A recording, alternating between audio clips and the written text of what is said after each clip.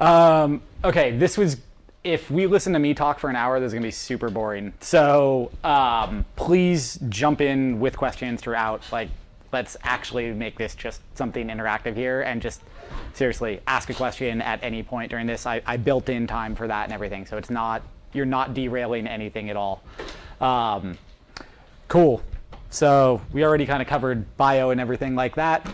I'd say the thing that I'd recommend is you're thinking about your career, and no matter what order you're thinking about it, particularly in security, but also in just kind of broader DevOps and technology, is try to spend some time on either side of the fence, whether that's on the DevOps side, saying, some time in DevOps, some time in development, whether it's on the security side, spending some time on offense or something like that, and then some time on defense.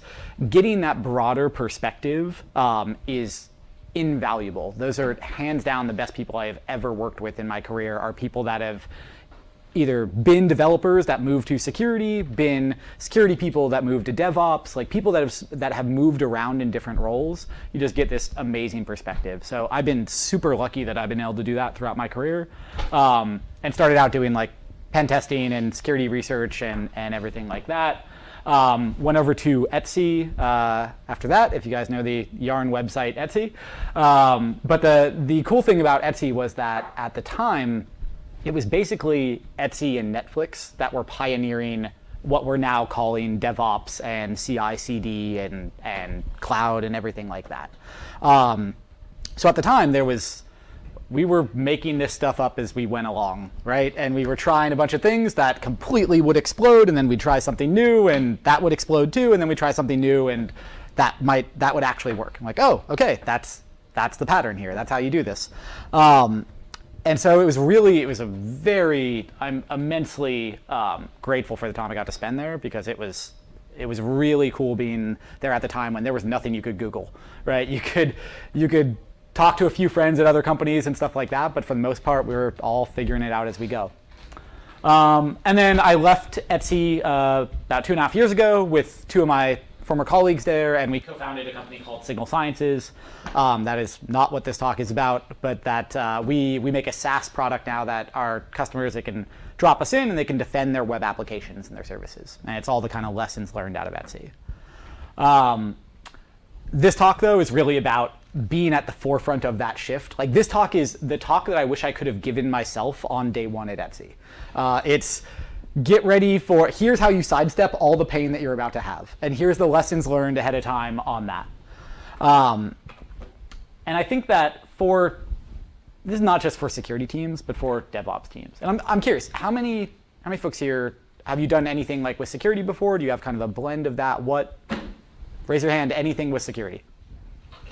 Sweet. Okay. Interest in security. We'll go with that. Cool. Okay. So these slides are focused a little more on the security side, but I'm going to try to talk to the broader things that are going on here, because the biggest shift that's actually happening, and I'm stealing from my conclusion slide already, is that this notion of security as a separate team that functions completely independently, that is rapidly going away. The most effective organizations in the world are the ones that are just like the merger of development teams and operations and making DevOps. Security is going through that same exact shift right now. So if you want to be someone that functions in a really effective DevOps role or development role, like, security is going to be a much bigger part of your life over the next few years than it would have been 10 years ago. So the biggest trends here, I think there's 3 of them. The first is that code deployment is trending to essentially near instantaneous. If we look at how applications have been created and delivered before, it was always, have you guys talked about like the waterfall model and everything like that? Have you seen kind of, okay. For those of us who have lived through it for plenty of our career, you know the utter painful disaster that it is for a lot of the applications that use it. For some applications, it makes a ton of sense. For most, and for particularly web applications, which is where I tend to focus, it's a disaster. And I'm going to talk through that, but code deployment going to near instantaneous, where you write some code, you can do a 1-button deploy, and you can be up and running in AWS. That is the future, and it's only getting faster. And so that sort of skill set is something to really think about. the merging of development and operations, and this is really also from the security perspective, it means that the way in which systems were always isolated has completely changed. That there's no longer just like this one special sysops group who gets access to root on these prod systems over here. It's that the much broader set of the engineering organization now owns the means of production, in a kind of pun way, in like a different way, of the means of production infrastructure. Right? And so everyone really has access in a way that means that security really shifts. And then finally, from the offensive security perspective, the cost of attack has just gone through the floor. And the reason for that is the proliferation of tooling and techniques. Right? If you think about what was involved in compromising systems 20 years ago, there wasn't a lot of public tooling around it, and there wasn't a lot of public literature around it, really. Right? If you wanted to get into that, that was a pretty serious learning curve to go up. Now, once you went up it, things were pretty easy, actually. But compared to today, where the amount of tools out there and the amount of, you want to get started on learning about how to find vulnerabilities, the amount of guides and everything out there, it's huge. And so that means that for certain classes of attackers, the cost of attack has really dropped. The cool thing is, if you have any interest in security at all, you can use this massively to your advantage now. And in particular around bug bounty programs, which I'm going to do a whole section on at the end. Bug bounty programs are awesome. Basically, Etsy and Facebook and Google and all these companies will pay you if you find a vulnerability in them. And that can be from $100 to, I think, biggest ones are like 20 or 50 grand for like the web app ones. And then for if you find a bug in like Chrome or something like that, that's a harder target, I think they go up to like 150K. And so what's cool is, and I'll talk about that too, but you have these ways to get very hands-on. If you tried to do that stuff 10 years ago, you would go to jail. And there's a lot of us that have lived through all of the fun that entailed. Not actually going to jail. I mean, the interacting with companies. Got to be clear for the camera. So what do I talk about when I say near instantaneous deployment? I'm going to give a highly technical diagram of what waterfall used to look like, which is this. So that you would shovel the code bits onto the wagon, you would forward the QA stream, and then people would get cholera somewhere. Your code would get cholera in staging across the river and then never actually make it to production. I just realized that I think I completely dated myself with an Oregon Trail reference right here, so I now feel very old. That's great. Cool. I'll take any sympathy laugh on that one. That's good. On cue. Thank you. Also, this joke, by the way, really does not work in Moscow. I gave a guest lecture over there. Zero cultural jump on the Oregon Trail, it turns out. So I'm going to give some examples from Etsy here, because it's just numbers that I knew offhand. But the reality is, any organization, any kind of modern organization that you're taking a look at today, or as you're building your own, these are the sort of things that are going to really apply. And so my first day at Etsy, I left from doing a pen test at a big healthcare company on a Friday that deployed once every 12 to 18 months. They would deploy to production. Yeah, that was waterfall. You would deploy usually 6 to 18 months. Left there on a Friday, like an idiot, didn't take any time off between jobs, and then started at Etsy on a Monday, and they were doing 20 production deploys a day. So going from 1 every 18 months to 20 a day. And they're like, cool, figure out security. And I'm like, okay, well, this is why most people in security drink heavily. But also the fact that it's just a completely different model of the way that we think about security. And so, and this is really this is the beauty of DevOps, and this is kind of the theme I'm getting to here, is that the amount of speed is just increasing by orders of magnitude. And so the other thing that's really changing is the constant iteration that used to happen just like in your development environment, it happens in production now. So have you heard of like feature flags, ramp ups, A/B testing? Is that familiar? Okay. So the basics of that, right, is that you're now iterating the code branches that are in, or the code paths that are in production. There's more than one version of production at any given point. 10% of your user traffic might be hitting an A/B test right now. That's going to have a completely different widget on the site, or it sees a completely different homepage or anything like that. From the security perspective, that changes a lot of things because the way that you just tested the site might not be the same way that your attacker is testing the site right now. And that really changes how you think about security on that. So this was my face on day one of joining Etsy, is like, this seems insane. Like, this is completely crazy, and this is going to make everything so much less secure that it's going to be a complete disaster. What I got to out of that is actually the opposite, which is that not only do I drink the Kool-Aid on DevOps here, but I stand up here and I dispense the Kool-Aid on it as well, which is that actually moving fast, I'll tell you why in a second here, but moving fast is actually your #1 security advantage. These two right here, when I talk to security audiences, that's where you get kind of the hostile, like, well, you're on stage, so maybe I should believe you, but I don't believe you sort of look right there.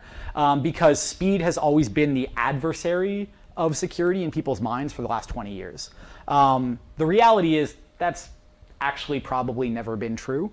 But we never had any reason to find that out until this shift to DevOps, where the world changed out from under us as security people, and we had to go learn a new way. And it turns out that that new way is actually better. And the real key that I had to figure out personally here, and it took an embarrassingly long time, is that vulnerabilities in whatever systems you're building, they're going to occur no matter what your development or deployment or infrastructure methodologies are, right? They're always going to occur. It's just how security works. The key is that there's no such thing as this, for development, an out-of-band patch. This is like a waterfall term. But there's no such thing as this emergency patch so much anymore in DevOps and in CI/CD and everything like that. And so the problem here is that for those of us who live through waterfall sort of stuff, how this actually, you're like, okay, well, whatever, an out-of-band patch, that doesn't sound so bad. What actually would happen in these organizations is if you're on an 18-month release cycle and you're 4 months into that, and somebody finds a critical security vulnerability or a critical performance issue or any sort of P1 critical bug, what happens is generally pandemonium then. Because the organization doesn't know how to ship new software except on that schedule. And so you go into this panic mode of, do we really need to change this? Yeah, we do. Okay, what do? We rush it through QA in 2 days. Okay, QA is not built to handle that. Then we rush it back through security. Security is not built to handle that. Then we page all the sysops and say, we need you to deploy this to production. And they're like, oh, we're not doing that for 12 months. Like, what are you talking about? And the whole thing that ends up happening is you end up with this 2 or 3 week complete meltdown where everybody is on call and working 12 hours a day on this. And organizationally, you just don't know how to react. And so what changes there is that, I'll come back to that one in a second. What changes there is that it's just, if you're deploying 50 times a day on a project that you're building or a company that you're building or working at, and a critical issue comes up, that's just another deploy. That's like, oh, cool, yeah, let's do that right now, and then we can go grab lunch. Like, it is not a let's page everyone, shut everything down, like, get everyone here over the weekend so that we can do this. It's, yeah, okay, that's deploy number 37 of the day, whatever. Let's get out of here after that. Compared to the example that we lived to, and note the bolded word on there, which was a fun conversation I got to have, of we were using this one third-party vendor at the time where they had this critical security issue on the front page. It was literally the first thing that you would test if you were doing a security assessment of a service. It's like, what is the dumbest bug that could exist? Boop. Yep. Okay, great. That's there on their front page. Awesome. And so we emailed them, and keep in mind, this is a one-line fix. This is a trivial cross-site scripting issue that is a couple bytes to fix, basically. And we email them, and they're like, okay, you guys are a big customer, we'll escalate this up. They escalate this up to their CTO, and the relevant bit that comes back after days of this is, we will drop everything and rush this security fix. It will go out in 6 weeks. This is a one-line change to their front page. This is the simplest bug fix that you could ever ask for, and their emergency response was the ability to get it out in 6 weeks. And that's why former is bolded, right?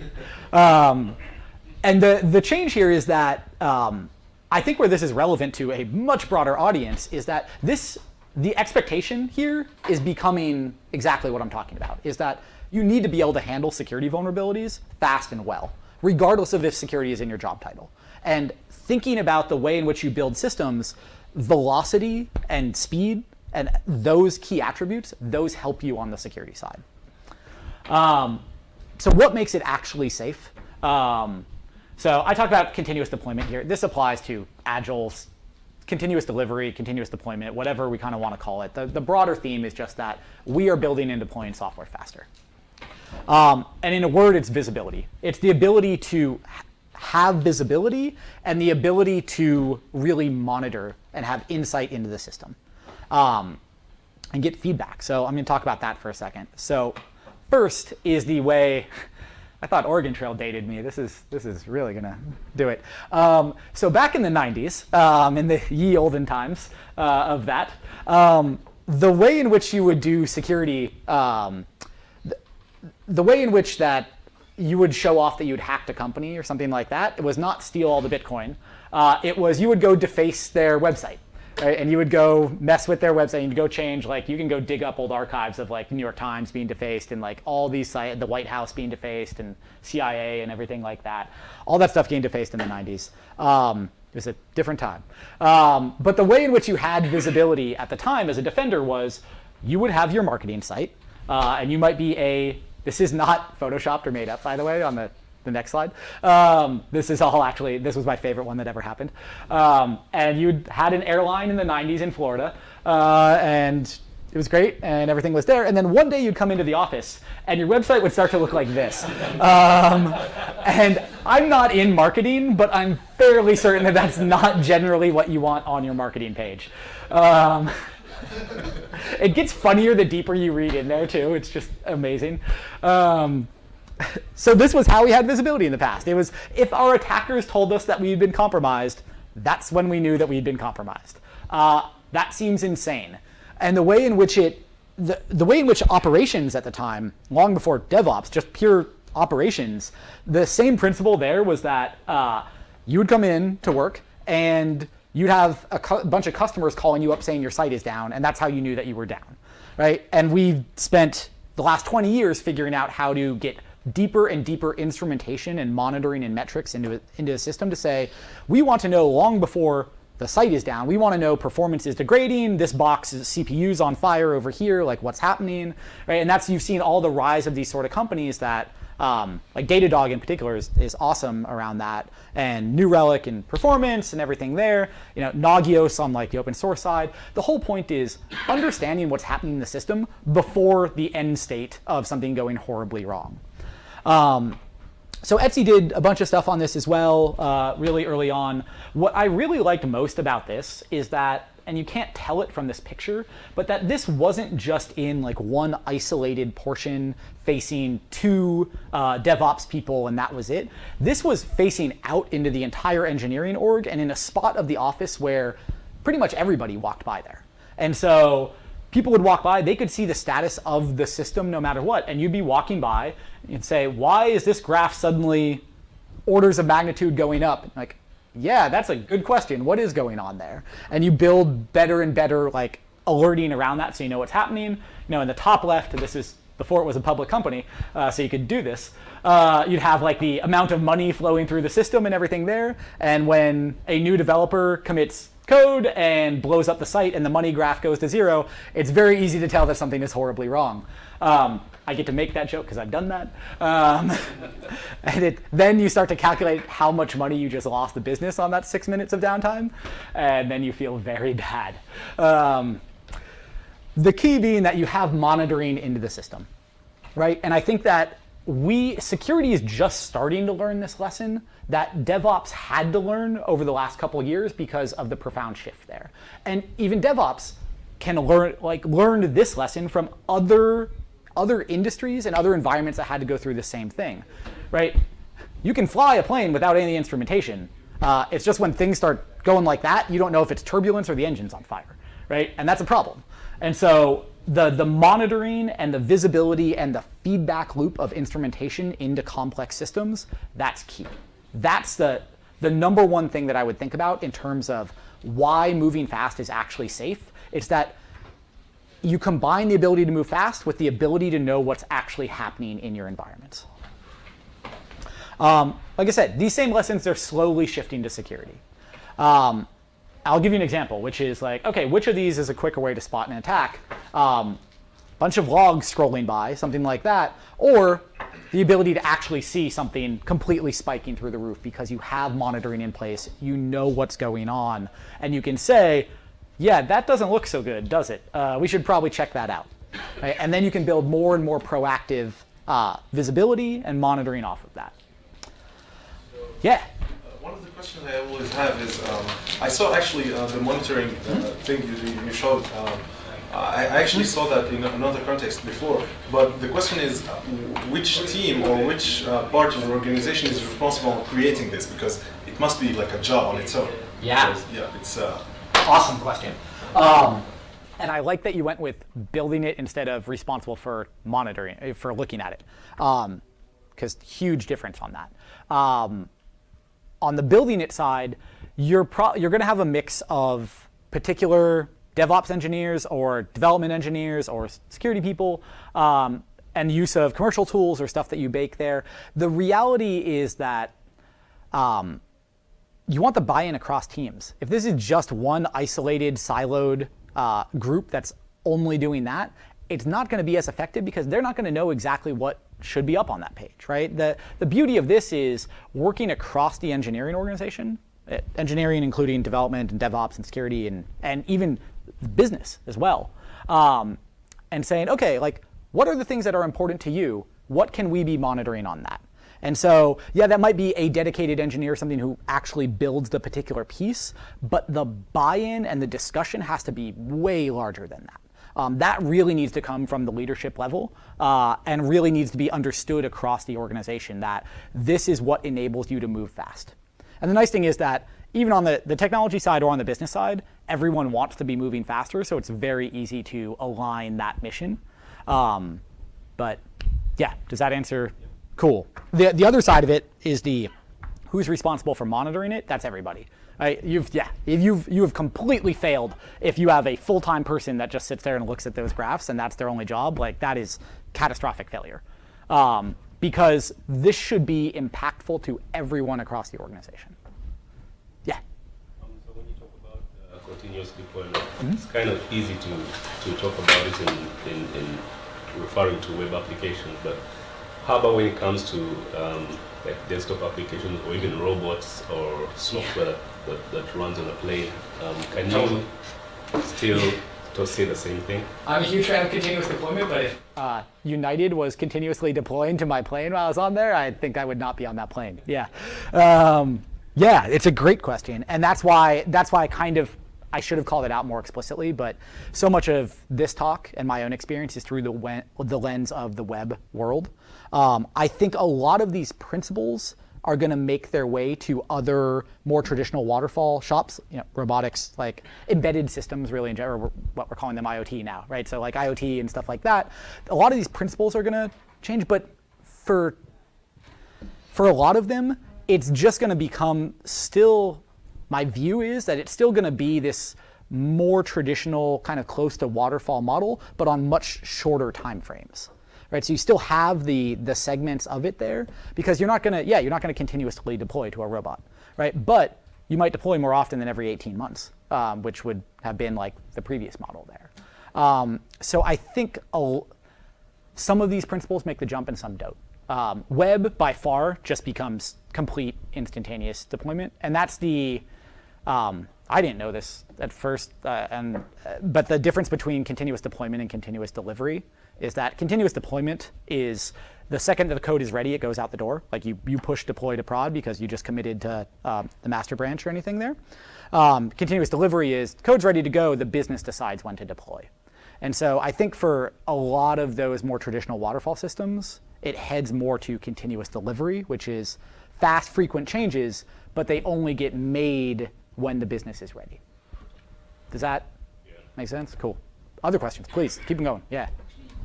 You said that in the waterfall model, that the monitoring and the visibility is not there.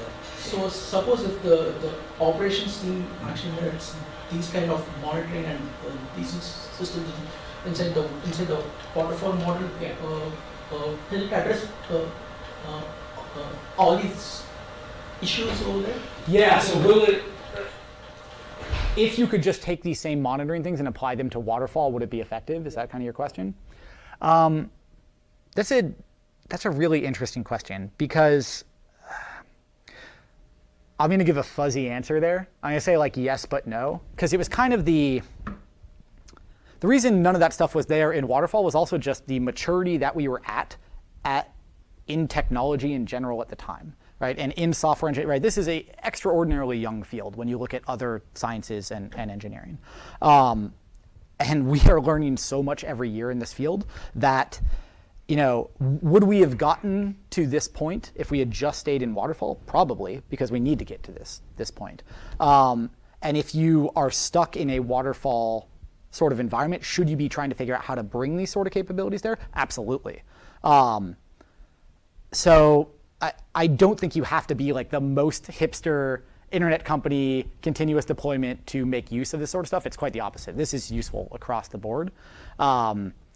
Typically, though, from the industry perspective, what I see all the time is that even the most super enterprisey, slow shops and everything like that, they're really going to DevOps and CI/CD and everything, but they're going to that from acquisitions they've made or like the new cutting edge mobile team that they're doing and all of that. And the plan is to kind of rewrite the old apps or deprecate them over time, not to try to backport everything to them there, just because that's typically how stuff is done in huge enterprises. Does that answer your question? It's fuzzy, honestly. Yeah. Just a question as a Yeah. comment as well for the classical SDLC that if you have a restriction on from requirements done, design done, goes to development, if the developer not able to go back and change it, it's a problem. The idea is in DevOps way to get early feedback from production, get it early as possible, and change it while you're developing something. So SDLC may be blocked by it. If the organization is really blocking, if the organization is flexible to change something, they're not technically doing SDLC, classic SDLC. They're changing more about the job. So get early feedback, am I right? Get early feedback as early as possible while you're really doing development activities. Yeah.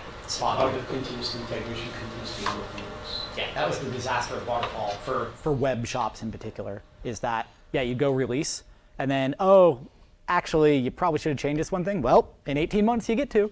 My coworker, or my co-founder, has a hilarious story that I'm going to butcher and not make funny. But it was he was working at a place like that in like 2000, and they went through. He described sitting through a meeting where he's with all the engineering leadership, and they decide that fixing a typo on their front page is too high risk of an operation, and that's going to wait for the next 8 months deploy. Because the system was built for that, and changing production was so scary that they wouldn't fix a typo on their front page because that was too terrifying. That's where waterfall ends up.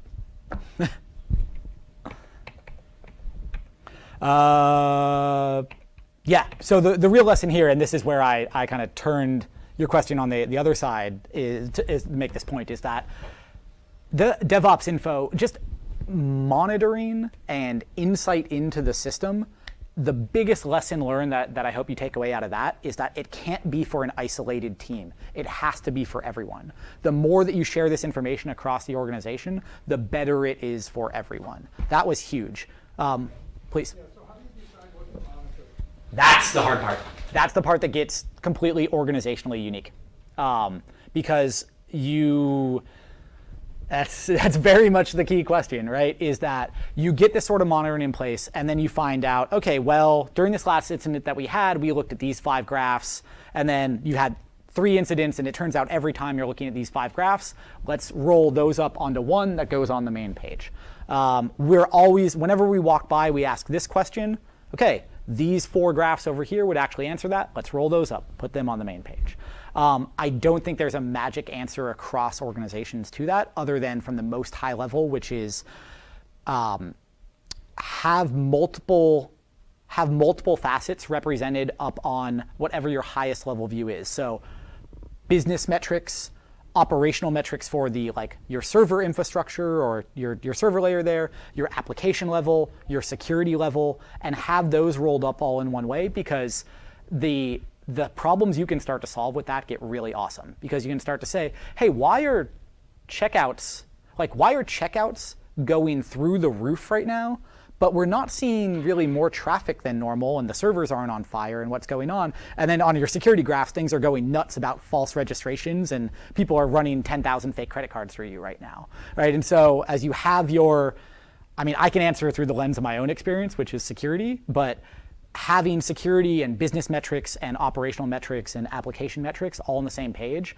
I think that was kind of the hard lesson to learn, is don't just put your Nagios graphs up there about server CPU utilization, right?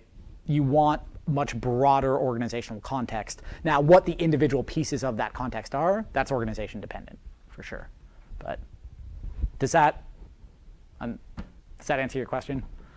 As much as I think I can. So, it sounded like Etsy's fundamental business metric was money earned in the last unit time. Yeah, I think for any e-commerce company, that's going to be your thing. So that seems like that ought to be part of anybody's monitoring scheme. Yeah, that was the graph on the upper left. That followed the usage pattern. That was checkouts going through the site. Although our running joke at Etsy was that we were a monitoring company that happens to sell handcrafted goods as well. So we probably should have monitored the graphs even, everything there. Okay, so the key to surfacing info for everyone. Yeah. Yeah. I just wanted to know from your experience, how many fixes on the system were based on, let's say, the allowance that continuous delivery gives you. For example, if people can keep writing or keep updating the code base, I imagine some of the bugs that you will find in the future are because of that and not necessarily new features. So I just wanted to if you could maybe from your experience kind of say, well, if most of the work you were doing was fixing bugs or introduced because of the continuous delivery processes or new features, what's the proportion? Right, so how did that break down in terms of, I'd say kind of two questions in there potentially. How much of your deployment was bug fixing versus new features? And then of the bug fixing, how much do you feel was introduced because you were moving fast? Is that a fair way to restate it? Okay. I don't have hard numbers for you on that. I can tell you gut feel, which is that in any software development shop, it's the mix of new features and bugs, right? That's just how software development works. I'm actually going to turn the second question around a little bit, which is that around how much you feel was introduced because we were moving so fast. The reality is actually, I think that you introduce less bugs because of that, which seems counterintuitive at first, right? Moving fast, you're going to introduce bugs. The reality of why moving fast is safe, because I think this is kind of the fundamental tenet of the security question here too, is that does moving faster make you unsafe, whether in a security context or a bug context? The reason why it makes you safer is that you're not able to move fast if you're still doing the same size of essentially code diffs, right? What is the unit of change that you are introducing to a system? In a waterfall model, it is huge. You are talking, you can be talking tens of thousands, hundreds of thousands, millions of lines of code different for every deployment unit. That's nuts. You're going to have massive bugs. If you're deploying 50 times a day, what is your typical size of change unit? That might be 10 lines of code, 20 lines of code, which means you can review it, you can peer review it, and I'm not saying there's no bugs in that system, there absolutely are bugs in that system.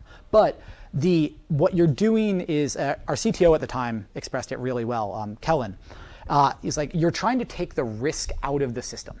And it's a really, really good way to put it, which is that small, frequent change sets are actually less risky than huge ones. No matter, even for that huge one, you've got a huge QA team and it spent 6 months there, that doesn't matter. The change set is massive and software development is extremely complex.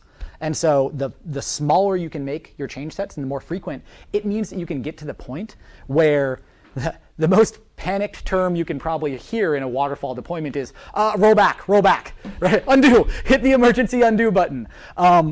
The term that you will hear in continuous deployment, which is awesome, is roll forward. It's, we just broke prod. Oh, it's this one line out of the 10. I'm going to deploy a change to fix that. Because for a lot of cases, you can actually fix it in prod faster than rolling it back from prod. That is amazing. Like, that is a great place to be in the history of software development. Is that a fair answer? Okay, cool. So the keys to surfacing it for everyone is put Grumpy Cat on it, and then some lens flare and everything like that, and then people will actually look at your graphs.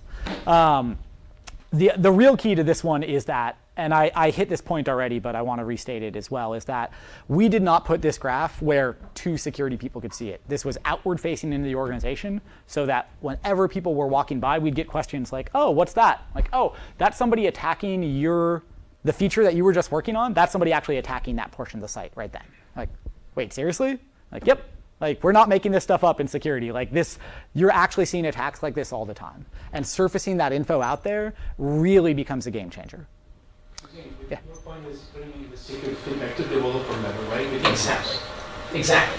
The feedback into the system from a security perspective, from a performance perspective, from the highest level, it's that feedback needs to, the better a feedback loop you can make, the better your engineering process. Right? The more that you can bring in from every stage of development through actual live production, the better that you can make your software development process. So this seems like it would work well in relatively small teams where you could actually, everybody sees the same thing. What happens when you're distributed, when you have lots of developers spread around the world? Totally. What you do is you couple this up with, you want to scale this into different offices and everything there, but this is actually, I should change the slide a bit because your question nails the fundamental point even better, which is that you need to be plugging into the broader development tool chain. Now, one way you can do that is physically on a monitor in front of your engineering org. The best way to do that is to say, hey, dev team, what do you guys use Slack for communication? Do you use Datadog? Do you use PagerDuty? Like, what do you use here? Plugging in your security systems to that so that they get a message on Slack when something relevant to them is happening. The relevant bit is that security can't be this isolated thing anymore. That people, just like how people used to kick stuff over the wall to QA and kick stuff over the wall to security, that goes away, right? Security has to shift from being this isolated team to actually enabling every other part of the organization. And it does that by plugging into the rest of the tool chain that you're using. So for a particular dev team that's in a remote office halfway around the world, what do they use for communication? Cool. The security output should plug into that. Jira, Slack, whatever, yeah. Monitor that feature that has been developed to develop that feature, so you're gonna monitor that feature only for the specific team. Yeah. Right? Yep, and start to localize it directly. Localizing that security monitoring for that feature has been released. Exactly. Let's say there are 2 versions of the software you are deploying. You have deployed the version B.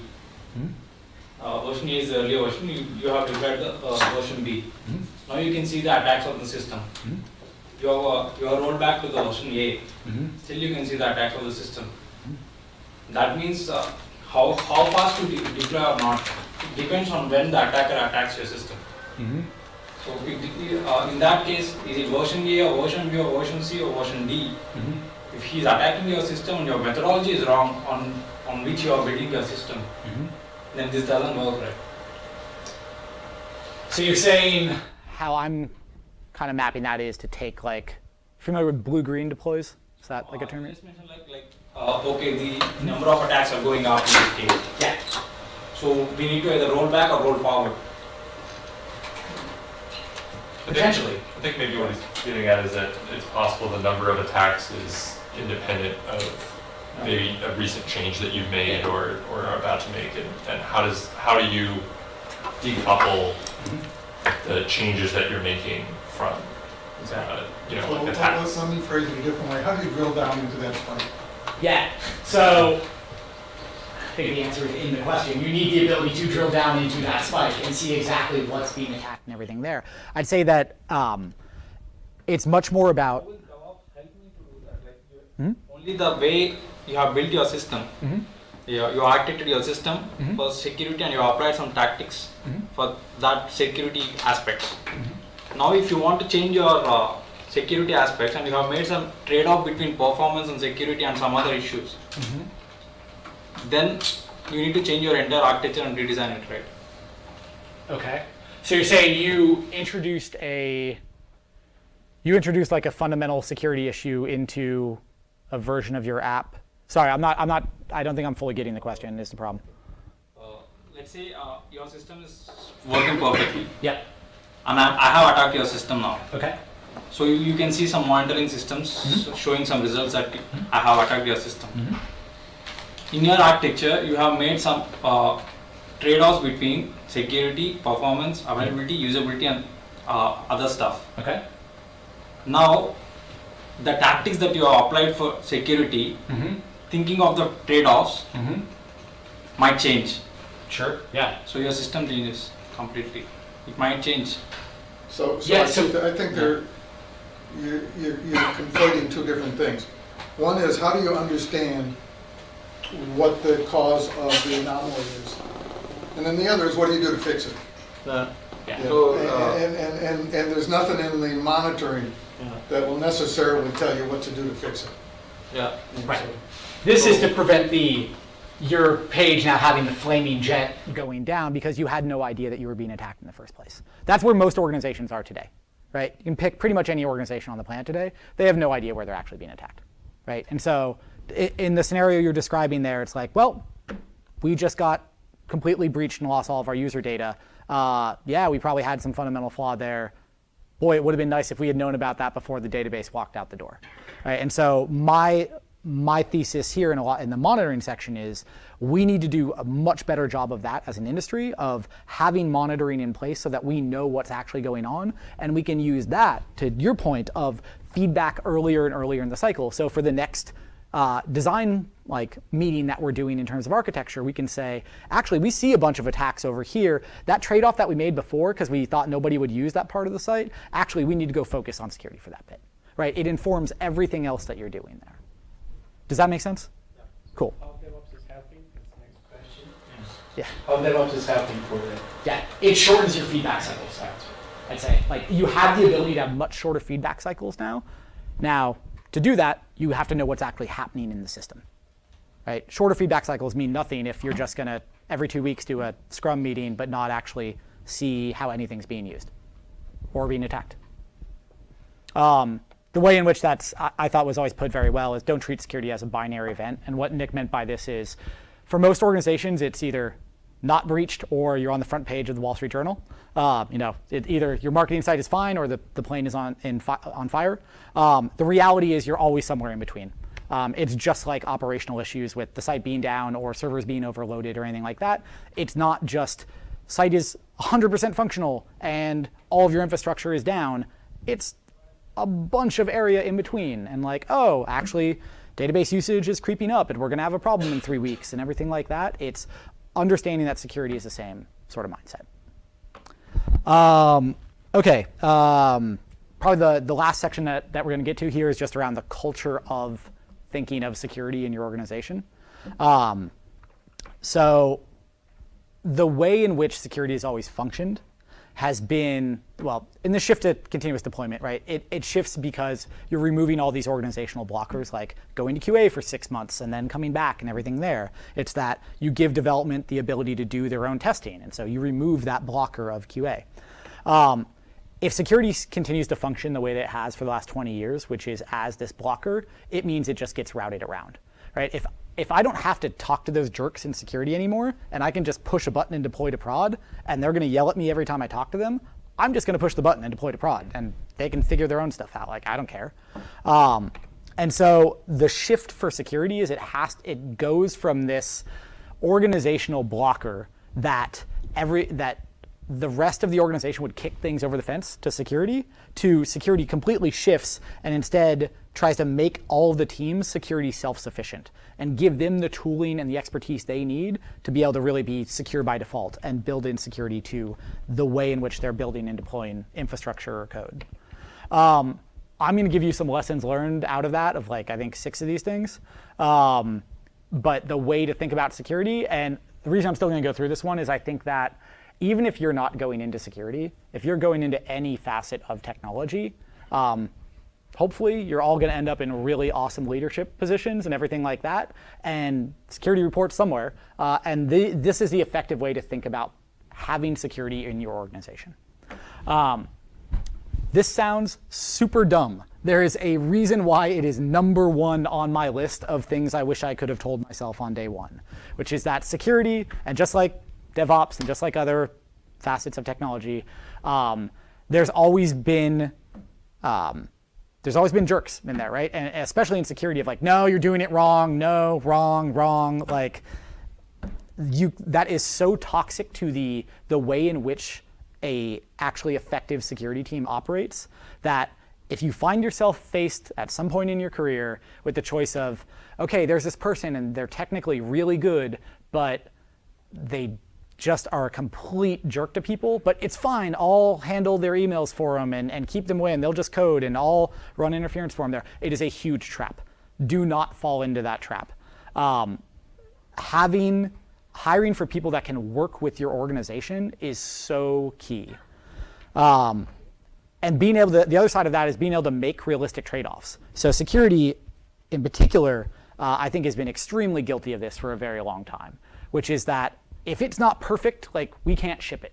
Right? There's this list of 10 vulnerabilities in this particular feature that we're going to launch, so it can't ship until all 10 get fixed. What changed is that now everybody has the ability to deploy, and they're like, well, funny story, that's actually live in production already, so you figure it out, security.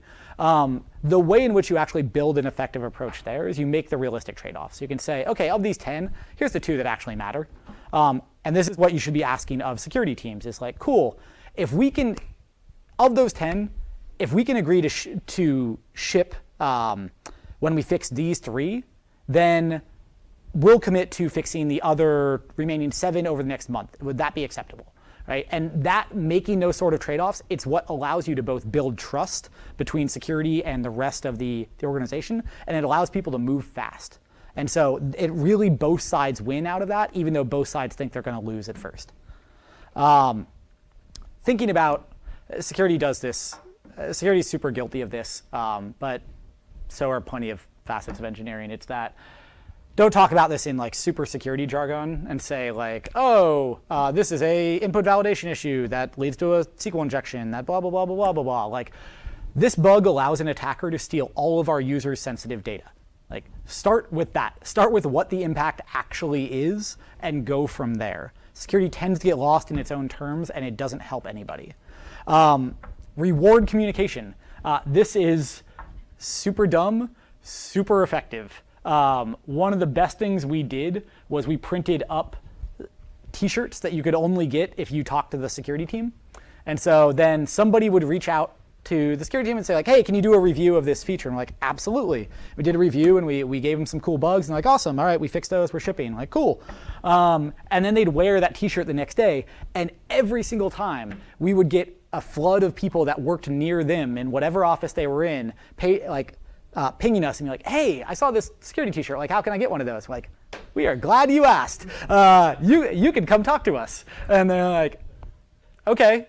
And sure enough, some of them would start talking to us. And over time, like, you build, this is essentially, this could be completely restated as understanding that you are running marketing for an organization inside your business. Whether that you're running it for a DevOps team, whether you're running it for a security team, whatever, you are marketing to your internal customers, and get creative with it. The other most effective thing we ever did is that I went to our leadership and I insisted that we sit in an area that was very physically central to the main office, so that whenever people were walking around, they'd walk by us. Or whenever people were visiting the main office, they would walk by us, because invariably the amount of people that would walk by, they'd see that we had a bunch of candy and whiskey out on our desks, and depending on the time of day, they'd ask for one or the other.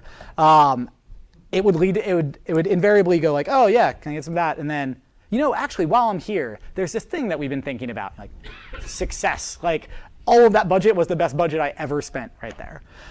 So rewarding communication.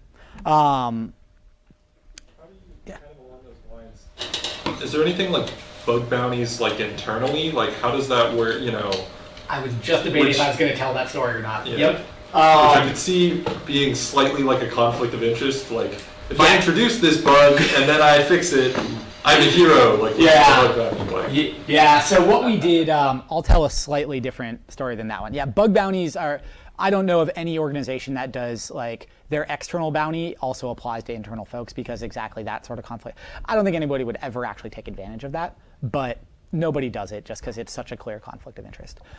The one that we did that was awesome was we did a phishing exercise where normally the way you do phishing exercises is you send a fake phishing email to all of your, to a particular team or your entire company or anything like that.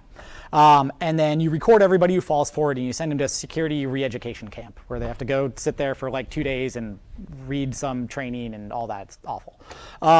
We did the exact opposite, which is that we threw out everybody who fell for it. Like we didn't record the names. What we recorded was everybody who reached out to us and said, hey, this is kind of weird. Like I got this email, like this is a little strange. Because what we were trying to do was actually reward communication there. And so kind of like with the bug bounty question, it was how do you reward when people are seeing something that security should know about? And so what we did is we sent out this email. And by the way, if you ever want every person in an organization to click on a link in an email, just pretend that it was only supposed to go to managers and it's for next year's budgets and headcount, and you will get the entire organization to click on that and spoof it from HR, and man, magnificent. So everybody in the company opened that one immediately.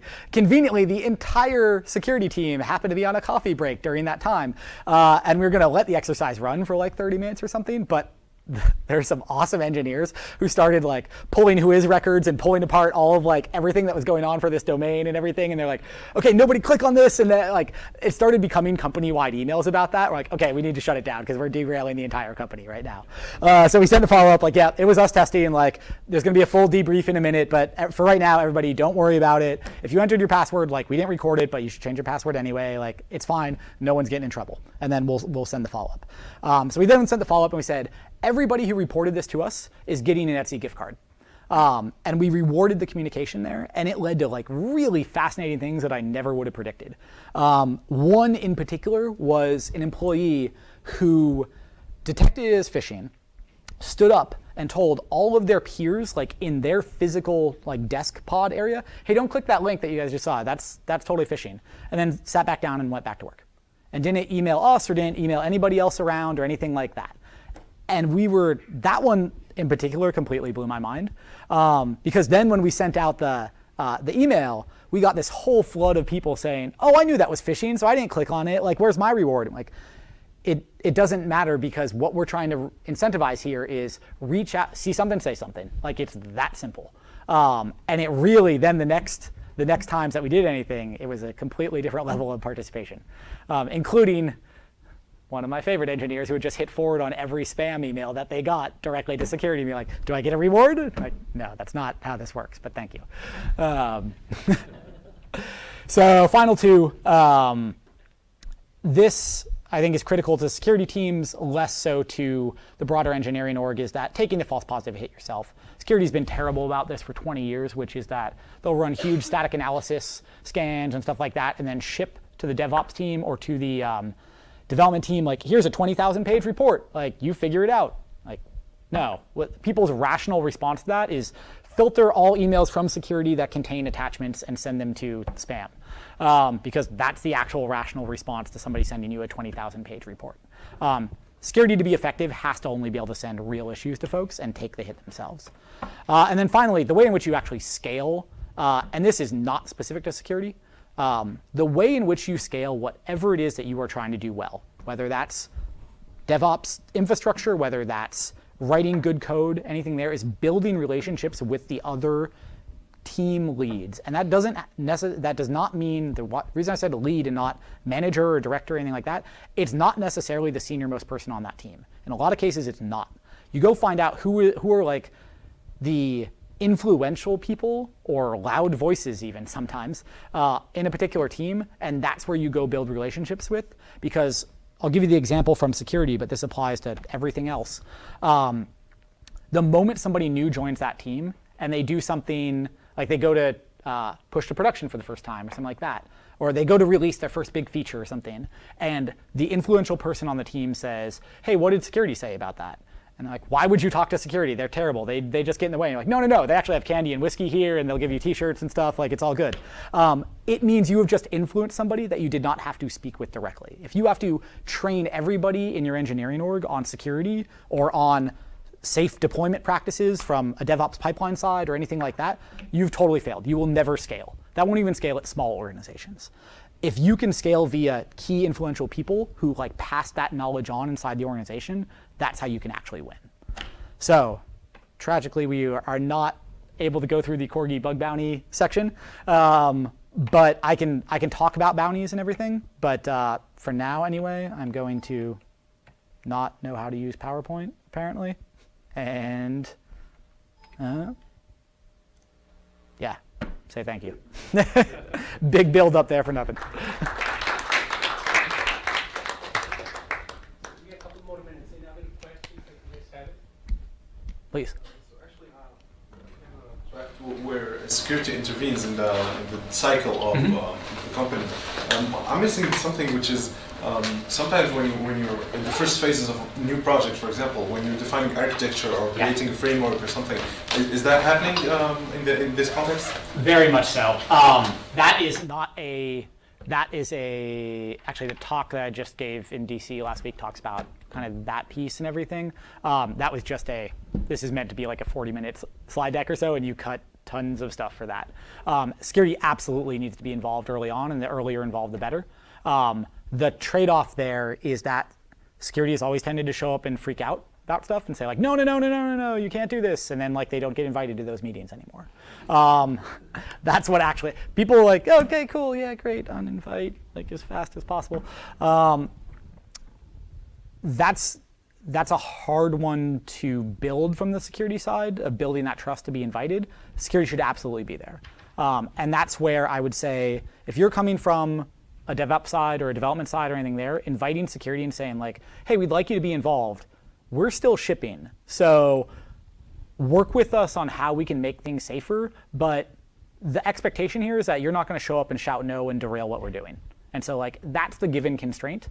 And if they can't say yes to that, run screaming from that security team, honestly.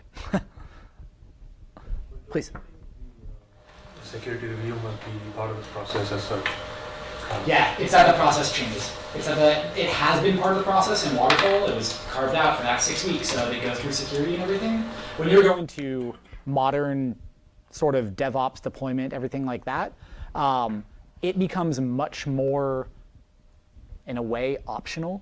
I hate saying it that way, but it's much more, security needs to kind of prove that they should be opted in a lot of ways, that they're not going to derail the development effort, that they're there to help, and that they're going to enable you to do better engineering on that.